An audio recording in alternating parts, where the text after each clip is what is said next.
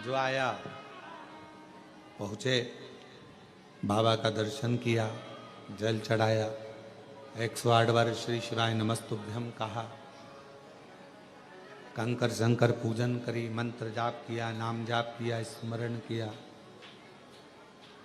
तो शिव त्रिकालदर्शी कैलाशी अविनाशी भगवान शंकर करुणा क्यों ना करें, कृपा क्यों ना करें।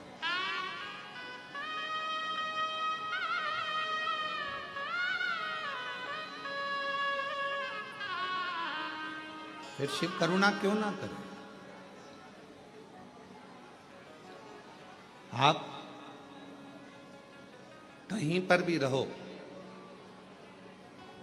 जहां तुम्हारी मर्जी पड़े वहां रहिए, घर में, दुकान पर, फैक्ट्री में, मकान में, सर्विस में, नौकरी में, जहां तुम्हारा मर्जी पड़े वहां रहो। कई माताएं कहती हैं, कई भाई कहते हैं कि हम मंदिर नहीं जा पाते क्योंकि हमारी कॉलोनी से मंदिर बहुत दूर है। कई लोग कहते हैं कि हमारी सोसाइटी में मंदिर नहीं है। कोई कहता है हम इतनी बड़ी सिटी में रहते हैं कि वहां मंदिर हमारे पास में लगता नहीं। कोई कहता है कि हमारे यहाँ मंदिर तो है पर मंदिर के अंदर जाने नहीं देते।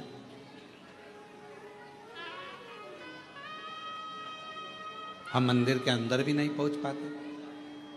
कई लोग हैं और कई तरह की बाधाएं भी हैं मनुष्य के साथ। ऐसा नहीं है कि हमने आपसे कह दिया कि एक लोटा जल चढ़ाने जाओ। साउथ के कई मंदिर ऐसे हैं जिसमें प्रवेश नहीं मिलता, अंदर जाने नहीं देते। और कई कई जगह ऐसी है जहां मंदिर ही नहीं है, पास में नहीं जा पाते, बच्चे भी नहीं जा पाते। तो शिव महापुराण की कथा के वायव्य संहिता में एक बड़ी सुंदर बात कही, बड़ा सावधानी से सुनिएगा इस चरित्र। वायव्य संहिता में श्री वेदव्यास जी वर्णन कर रहे हैं, और वायव्य संहिता के अंतर्गत वेदव्यास जी कहते हैं कि अगर तुम मंदिर तक ना जा सको, तुम शिव पर एक लोटा जल चढ़ाने के लिए अपने नज़दीक के शिवालय में, देवालय में ना जा सकें, कोई मंदिर नज़दीक नहीं है, कोई शिवालय नज़दीक नहीं है, तो वायव्य संहिता में वेदव्यास जी कहते हैं कि अपने घर में यदि बेलपत्र का वृक्ष है, बेलपत्र का छोटा सा भी अगर पौधा है, तो उसमें थोड़ा भी जल आप प्रतिदिन चढ़ा रहे हो तो समझ लेना कि 12 ज्योतिर्लिंग में आप जल चढ़ा रहे हो। 12 ये वायव्य संहिता कर। मान लो मंदिर नजदीक में नहीं है, बीमारी बहुत ज्यादा है, तकलीफ बहुत ज्यादा है, और कहा हमने कथा में सुना है कि जल चढ़ाने जाना चाहिए, तो वहां बेलपत्र का अपने गमले में एक छोटा सा पौधा लगा, छोटा सा पौधा, और छोटा सा पौधा लगाकर उस पौधे की परवरिश करो, जल चढ़ाओ। जब वो पौधा बड़ा हो जाए तो किसी बगीचे में जाकर, कहीं शिवालय में, देवालय में, कहीं पर एकांत में उस पौधे को लगा दो।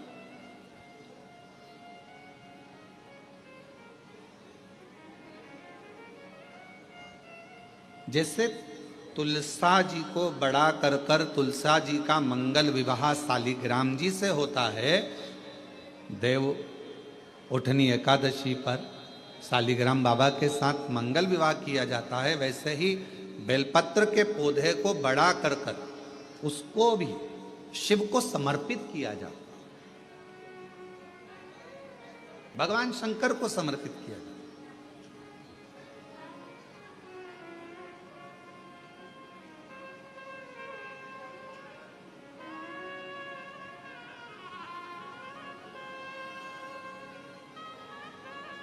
पर उस पौधे को पहले आपको बड़ा करना पड़ता है। पहले जैसे बेटी को बड़ा करते हैं और फिर उसका कन्यादान करते हैं, बेटी को बड़ा कर कर कन्यादान देते हैं, उसी तरह से बेलपत्र के पौधे को बड़ा कर कर उसकी आराधना साधना कर कर फिर उसका दान दिया जाए।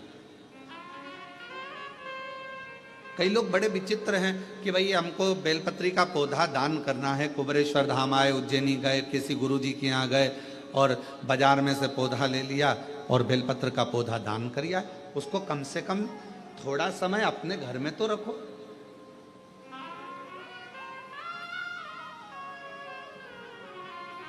गौदान का नियम मालूम है आपको? कितना लोग जानते हैं गौदान के नियम को? गौदान का नियम होता है, कई लोग बेटी के विवाह में गाय दान करते हैं, कई लोग कोई शांत हो जाता है तो 12वें में 13वें में गाय दान करते हैं ना, गौदान करते हैं। तो उसका नियम क्या है? गौदान का नियम होता है कि गाय को अगर दादा परदादा के लिए दान कर रहे हो, वो चले गए, शांत हो गए, उनके 12वें में, उनके 13वें में, उनके 1 महीने के बाद अगर आप दान कर रहे हो, 12वें 13वें में दे रहे हो, या कन्यादान बेटी का कर रहे हो, उसमें गौदान कर रहे हो, या तुम्हारा मन हुआ का गौदान करना है हमारे पूर्वजों, तो पहले उस गाय बछड़े को अपने घर में रखकर उसकी सेवा करना पड़ेगी 1 रात्रि 2 रात्रि, उसके बाद गौदान करो। पहले उसकी सेवा तो करो।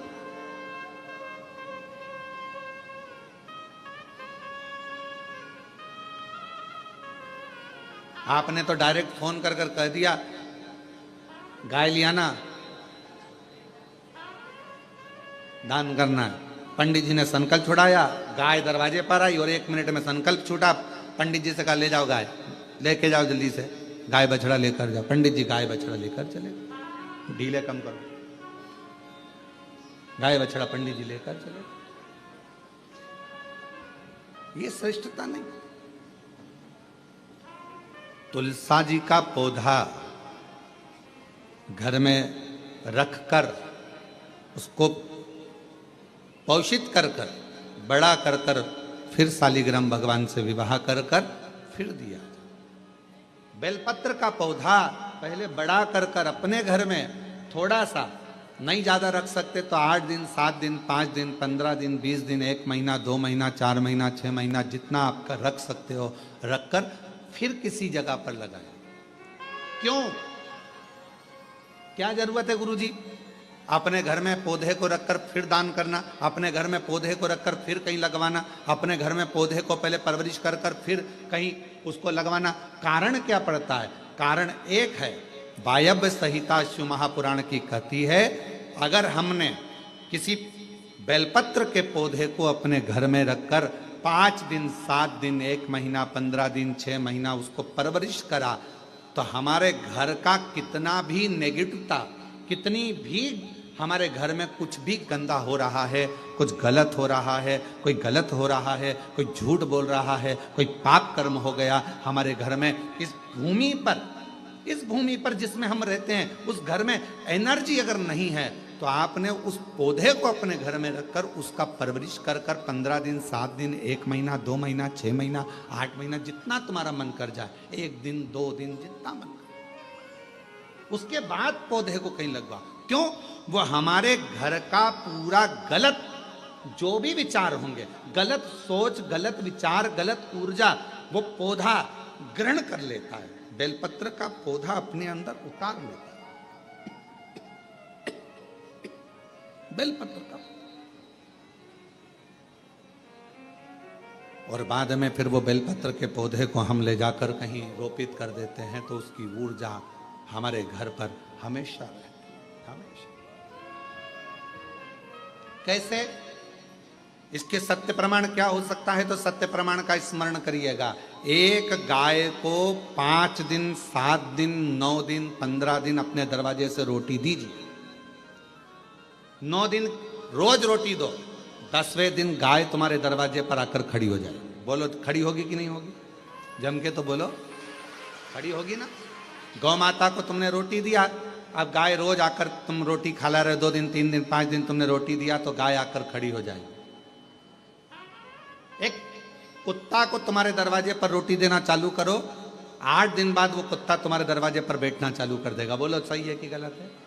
जम के तो बोलो, ठीक है। एक पक्षी के लिए 2 दिन 5 दिन 7 दिन अपने घर के छत पर अनाज डालकर देखो, 7 दिन के बाद पक्षी तुम्हारे दरवाजे पर तुम्हारे छत पर आना चालू करेंगे कि नहीं करेंगे? बोलो बोलो, जम के बोलो।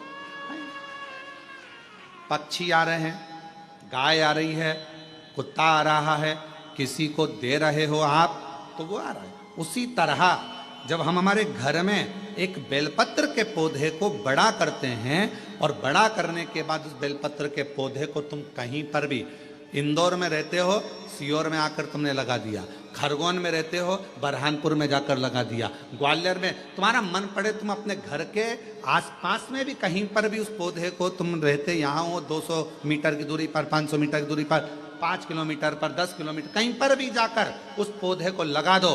वो पौधा तुम्हारे घर में कितनी भी नेगेटिवता रहेगी, वो पौधा अपने आप तुम्हारे घर की गंदगी को खींचता रहेगा, नेगेटिवता को खींचता रहेगा, कहीं पर भी रहे, किसी भी जगह।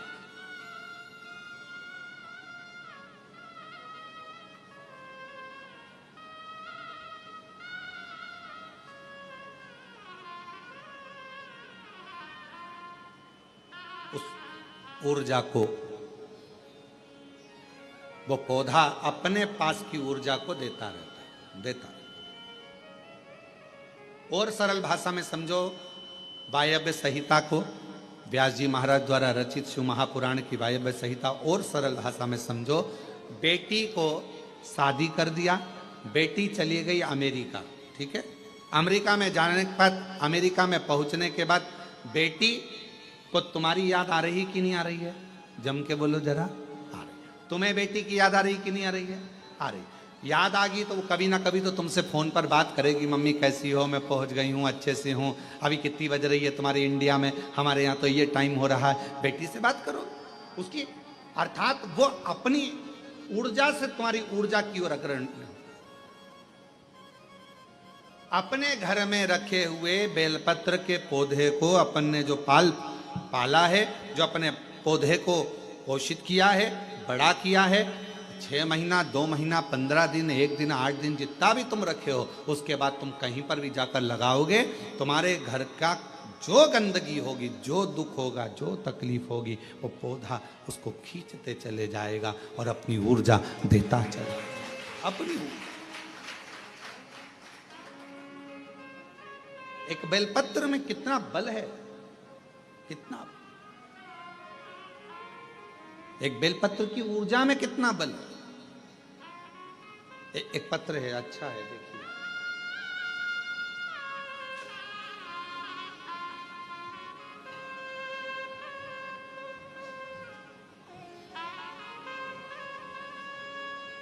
मेरा नाम शिवानी चौहान है, मैं रहने वाली निवासी मनासा जिला देवास से आई हूँ। मनासा जिला देवास से आई हूँ। कहीं बैठी हो तो पीछे से आकर बेलपत्र प्राप्त कर सकती हूँ। गुरुजी, मेरे बच्चेदानी में गठान हो गई थी। मैंने सोनकच्छ, देवास, उज्जैन सब डॉक्टरों को दिखाया, सबने ऑपरेशन का बोला था। फिर मैंने शिवजी पर चढ़ा हुआ जल और बेलपत्र को खाना, डीले कम करो डीले, बेलपत्र खाना शुरू किया। शिवजी पर चढ़ा हुआ जल और बेलपत्र खाना शुरू किया। फिर मैं 5 दिन के बाद डॉक्टर को बताने गई तो उन्होंने बताया कि गठान गल चुकी है, ऑपरेशन की कोई जरूरत नहीं है। ये पत्र, ऑपरेशन की कोई जरूरत नहीं, गठान गल गई।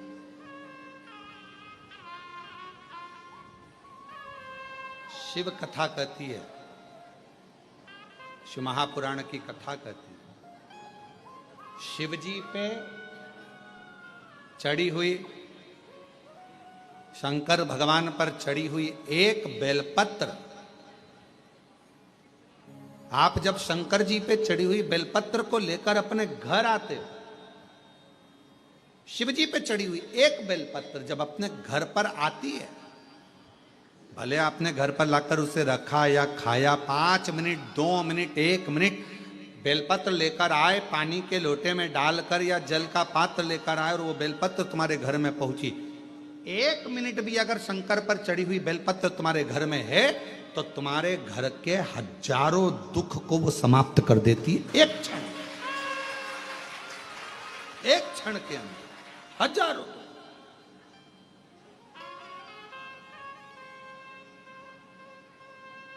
एक पत्र और है, देखिए अच्छा है, बहुत अच्छा।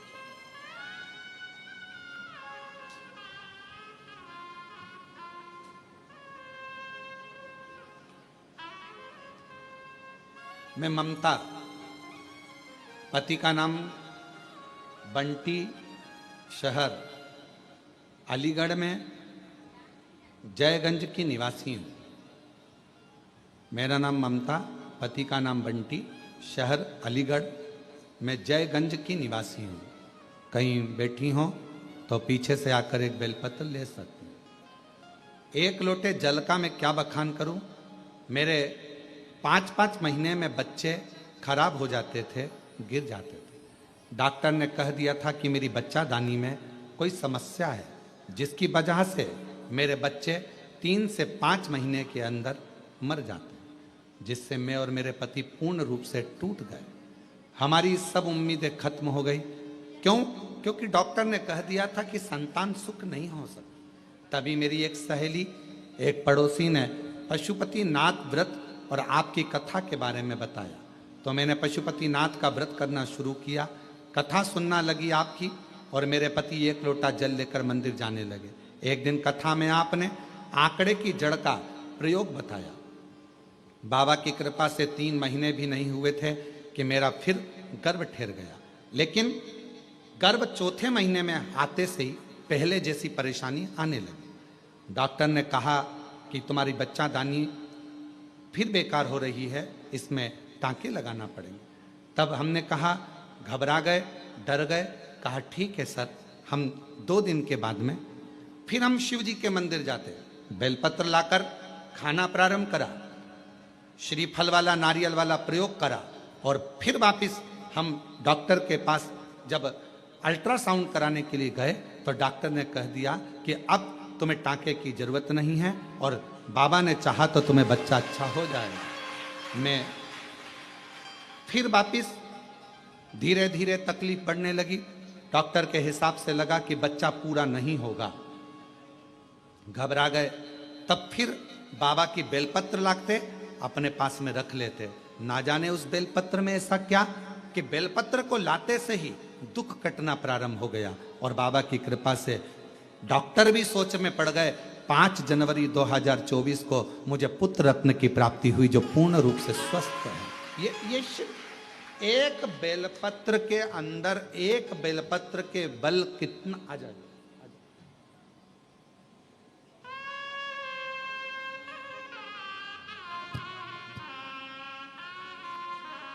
इनको हो गया था, ठीक है बैठा, ठीक है बेटा बैठा। किसके हो गया था? ठीक है। बाबा की कृपा से गठान पूर्ण तरह से बेलपत्र का प्रयोग करने से पूर्ण तरह से ठीक हुई। एक बार जोरदार ताली बजाकर साथ।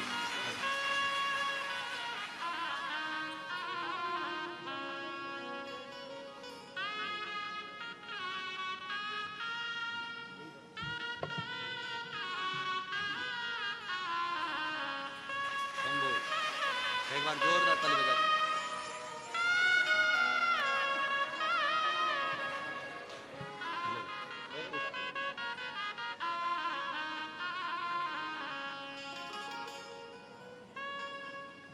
जो जैसी कामना ला